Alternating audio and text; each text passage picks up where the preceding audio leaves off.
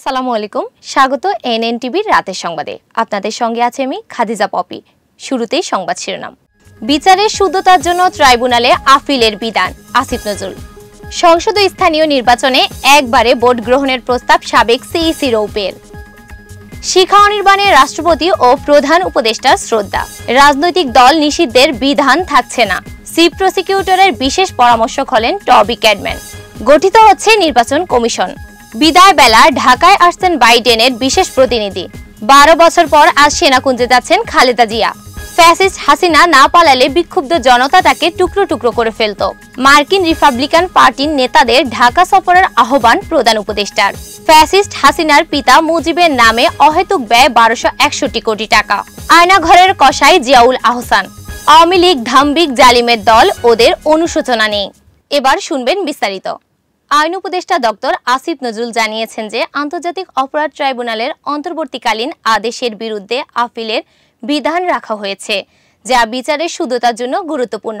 এই বিধানটি খুব সীমাবদ্ধ ক্ষেত্রে প্রযোজ্য হবে, ফলে এটি বিচারের প্রক্রিয়ায় বিলম্ব সৃষ্টি করবে না বলেও তিনি উল্লেখ করেছেন। ডেস্ক নিউজে বিস্তারিত জানাচ্ছেন সিথি জান্নাত। সাংবাদিকদের বলেন, রাজনৈতিক দলের ইস্যু বিচারের প্রক্রিয়ার সাথে যুক্ত করা উচিত নয়, কারণ এটি বিচারের শুদ্ধতার উপর প্রভাব ফেলতে পারে। উল্লেখ্য, বুধবার অনুষ্ঠিত উপদেষ্টা পরিষদের বৈঠকে আন্তর্জাতিক অপরাধ সংশোধন অধ্যাদেশ 2024-এর খসড়া অনুমোদন দেওয়া হয়েছে। তবে সংগঠন বা রাজনৈতিক দলের বিরুদ্ধে শাস্তিমূলক ব্যবস্থা নেওয়ার সুপারিশের বিধানটি খসড়া থেকে বাদ দেওয়া হয়েছে। এই সংশোধনীর উদ্দেশ্য হল বিচার প্রক্রিয়াকে আরও কার্যকর ও শুদ্ধ রাখা।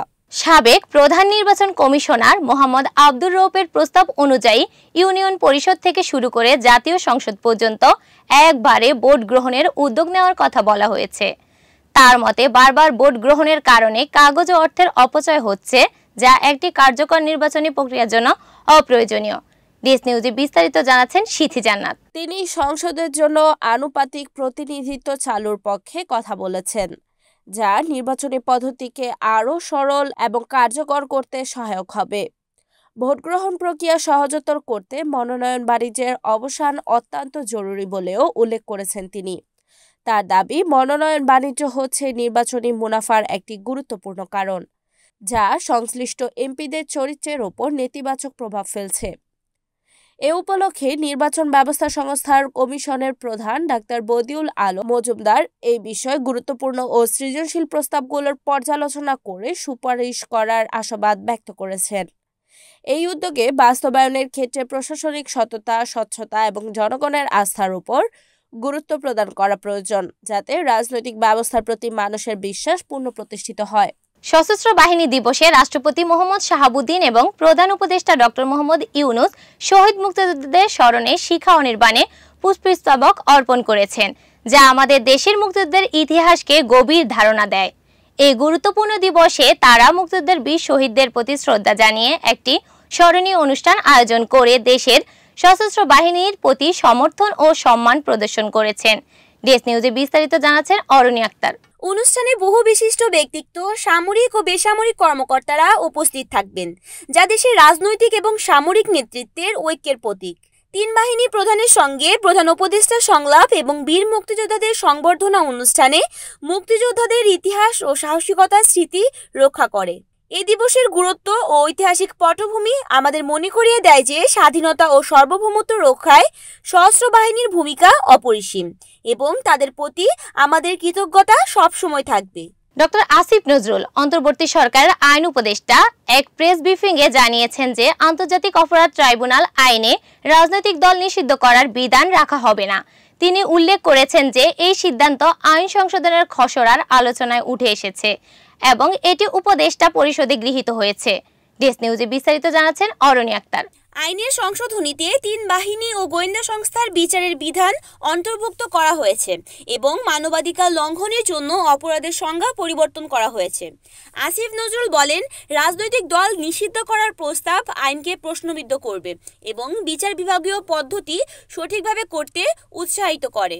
বৈঠকে আলোচনা হয়েছিল পাবলিক হিয়ারিং এর বিষয়ে, যেখানে অডিও এবং ভিডিও রেকর্ডিং করার সুবিধা রাখা হয়েছে, তবে তা বাইরে সম্প্রচার করা যাবে না। তিনি আরও জানিয়েছেন যে আন্তর্জাতিক অপরাধগুলোর সংজ্ঞা, যুগোপযোগীকরণ এবং বিচার প্রক্রিয়ার আওতায় বিভিন্ন গুরুত্বপূর্ণ বিষয় অন্তর্ভুক্ত করা হয়েছে। এছাড়া আরব আমিরাতে আটক বাংলাদেশিদের ফেরত আনার বিষয়ে সরকার কার্যক্রম গ্রহণ করছে। লন্ডন ভিত্তিক গার্নিকা 37 ল ফার্মের যুগ্ম প্রধান টবি ক্যাডম্যানকে বাংলাদেশের আন্তর্জাতিক অপরাধ ট্রাইব্যুনালে চিফ প্রসিকিউটর মোহাম্মদ তাজুল ইসলামের বিশেষ পরামর্শক হিসেবে নিয়োগ দেওয়া হয়েছে। এই বিষয়টি টবি ক্যাডম্যান নিজেই সামাজিক যোগাযোগ মাধ্যম এক্সে ঘোষণা দিয়েছেন। তিনি জানিয়েছেন এটি তার জন্য একটি আনন্দের এবং সম্মানের বিষয়। ডেস্ক নিউজে বিস্তারিত জানাচ্ছেন লাবণী আক্তার।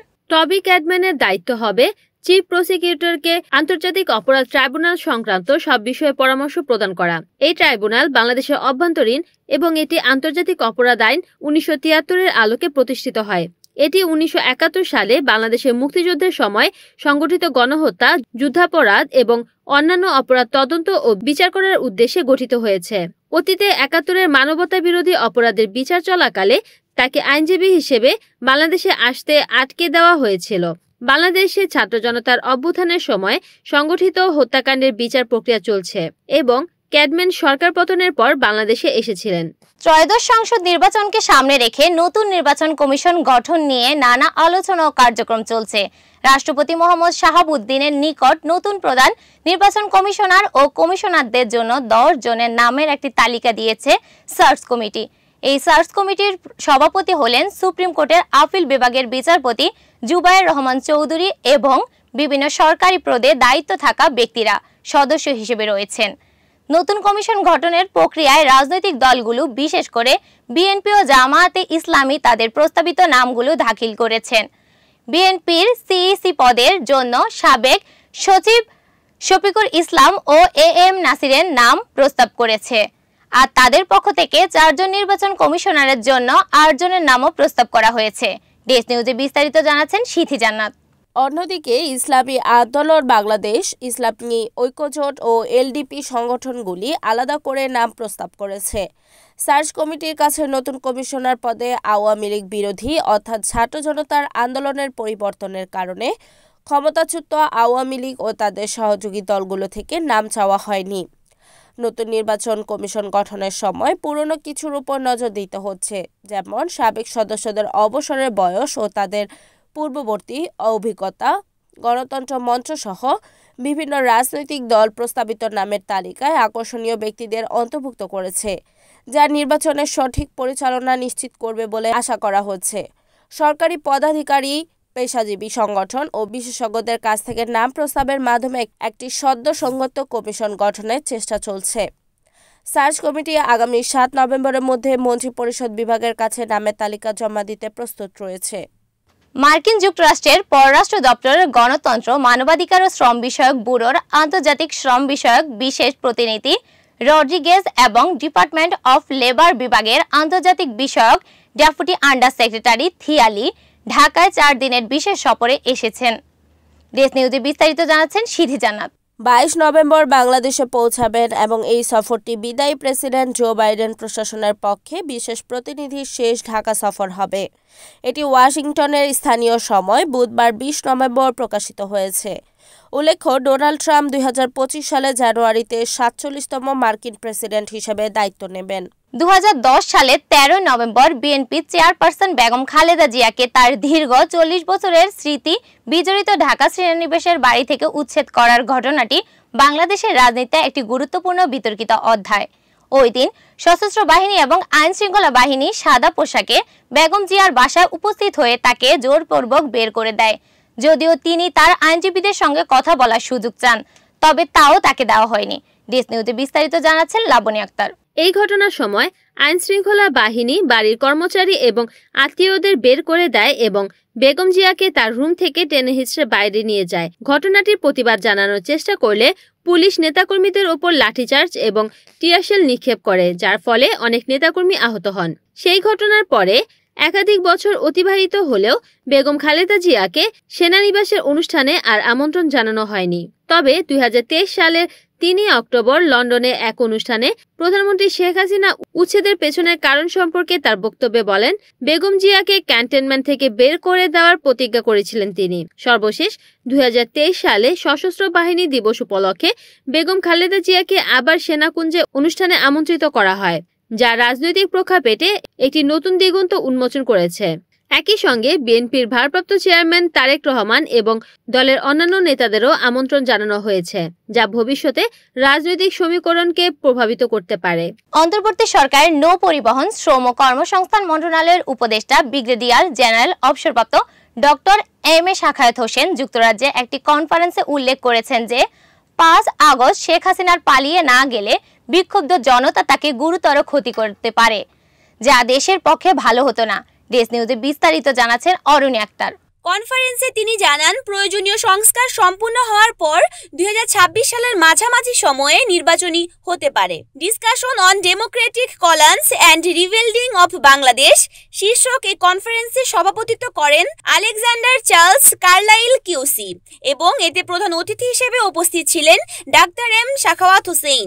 কনফারেন্সে সাবেক ব্রিটিশ মন্ত্রী পল স্ক্যালি মানবাধিকার লঙ্ঘনের সঠিক তদন্ত এবং বিচারের জন্য আহ্বান জানান।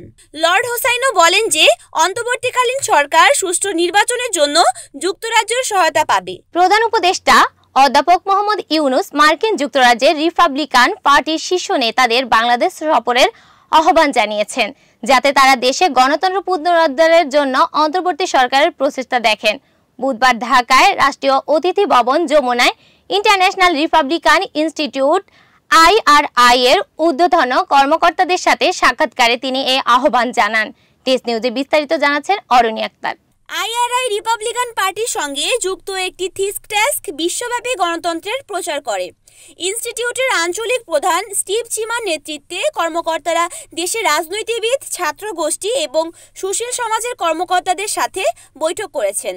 চিমা বলেছেন, IRI এর অগ্রাধিকার অন্তর্বর্তী সরকারের সংস্কার উদ্যোগকে সমর্থন করে, বিশেষ করে যখন দেশের মূল প্রতিষ্ঠানগুলোকে সংস্কারের জন্য আহ্বান জানানো হচ্ছে। তিনি আওয়ামী লীগের সরকারের অধীনে দেশের বাস্তব পরিস্থিতি নিয়ে উদ্বেগ প্রকাশ করেন এবং মার্কিন স্বার্থে সংস্কার সফল হওয়াকে উল্লেখ করেন। অধ্যাপক ডাক্তার ইউনুস আরও বলেন, তার সরকার নির্বাচনের জন্য গুরুত্বপূর্ণ সংস্কার গ্রহণ করবে এবং নতুন নির্বাচন কমিশন সাধারণ নির্বাচনের জন্য মাঠ প্রস্তুত করবে। তিনি নবনির্বাচিত মার্কিন প্রেসিডেন্ট ডোনাল্ড ট্রাম্প প্রশাসনের সঙ্গে বাংলাদেশ ঘনিষ্ঠভাবে কাজ করতে ইচ্ছুক বলেও জানান। সাবেক আওয়ামী লীগ সরকারের অধীনে মুজিব বর্ষ উদযাপন উপলক্ষে 2018-2019 থেকে 2023-2024 অর্থবছর পর্যন্ত মোট 1261 কোটি 5 লাখ টাকা ব্যয়ের তথ্য উপদেষ্টা পরিষদের বৈঠকে উপস্থাপন করা হয়েছে। আইন উপদেষ্টা অধ্যাপক আসিফ নজরুলের এই ব্যয়ের সমালোচনা করে জানান, রাষ্ট্রের অর্থের অপচয় করা হয়েছে। দেশ নিউজে বিস্তারিত জানাচ্ছেন লাবণী আক্তার। বাংলাদেশের বিভিন্ন অফিস ও আদালতে বঙ্গবন্ধু কর্নার ও মূর্তি স্থাপনের মাধ্যমে যে পরিমাণ জমি ও অর্থের অপচয় হয়েছে, সেগুলোর হিসাব যোগ করলে আরো বড় অঙ্কের অপচয় যাতে উঠে আসে। উপদেষ্টা পরিষদ সিদ্ধান্ত নিয়েছে যে 2024-25 অর্থবছর থেকে মুজিব বর্ষ উদযাপনের জন্য বরাদ্দকৃত বাজেট স্থগিত করা হবে। মন্ত্রিপরিষদ বিভাগের প্রকাশিত বিজ্ঞপ্তিতে বলা হয়, রাষ্ট্রের বিভিন্ন দপ্তর, নির্বাচন কমিশন, সশস্ত্র বাহিনী বিভাগ, দুর্নীতি দমন কমিশন, জাতীয় সংসদ, মহা হিসাব নিকাশ দপ্তর এবং সুপ্রিম কোর্ট সহ অন্যান্য প্রতিষ্ঠানে এই ব্যয় করা হয়েছে। আন্তর্জাতিক অপরাধ ট্রাইব্যুনালে চিফ প্রসিকিউটর মোহাম্মদ তাজুল ইসলাম সম্প্রতি সাবেক মহাপরিচালক জিয়াউল আহসানকে বসনিয়া হার্জেগোভিনার কসাই রাদোবান কারাজিসের সঙ্গে তুলনা করেছেন। তিনি বলেছেন, জিয়াউল আহসান বাংলাদেশের গুম, নির্যাতন ও হত্যাকাণ্ডের সঙ্গে যুক্ত ছিলেন এবং আওয়ামী লীগ সরকারের সময় বিরোধী দলের সদস্যদের পরিকল্পিতভাবে অপহরণ ও গুম করেছেন। দেশ নিউজে বিস্তারিত জানাচ্ছেন লাবণী আক্তার। মোহাম্মদ তাজুল ইসলাম আরও জানান, জিয়াউল আহসানের নেতৃত্বে বিএনপি নেতা ইলিয়াসকে গুম করে হত্যা করা হয়েছে এবং একাধিক নিরীহ মানুষকে অপহরণের পর নির্মম নির্যাতনের শিকার হতে হয়েছে। তিনি জিয়াউল আহসানের কার্যক্রমের চেয়ে 1990-এর দশকে বসনিয়ায় সার্ব বাহিনীর গণহত্যার সঙ্গে তুলনা করেছেন। এদিকে আন্তর্জাতিক অপরাধ ট্রাইব্যুনাল সাবেক পুলিশ প্রধান সহ ৮ কর্মকর্তার বিরুদ্ধে মানবতা বিরোধী অপরাধের অভিযোগের তদন্ত ১ মাসের মধ্যে শেষ করার নির্দেশ দিয়েছেন। তাদের কারাগারে রাখার জন্য নির্দেশ দেওয়া হয়েছে। আগামী ১৯ ডিসেম্বর এই মামলার পরবর্তী শুনানি অনুষ্ঠিত হবে। ৮ কর্মকর্তার মধ্যে সাবেক পুলিশ প্রধান চৌধুরী আব্দুল্লাহ আল মামুন, জিয়াউল হাসান সহ কয়েকজন সাবেক পুলিশ কর্মকর্তা রয়েছেন। তাদের বিরুদ্ধে মানবতা বিরোধী অপরাধের অভিযোগে মামলা দায়ের করা হয়েছে এবং তাদের গ্রেফতারও করা হয়েছে। বাংলাদেশের রাজনৈতিক পরিস্থিতি, বিশেষ করে বর্তমান আওয়ামী লীগ সরকারের সঙ্গে মানবতা বিরোধী অপরাধের অভিযোগ নিয়ে আলোচনা করা হয়েছে।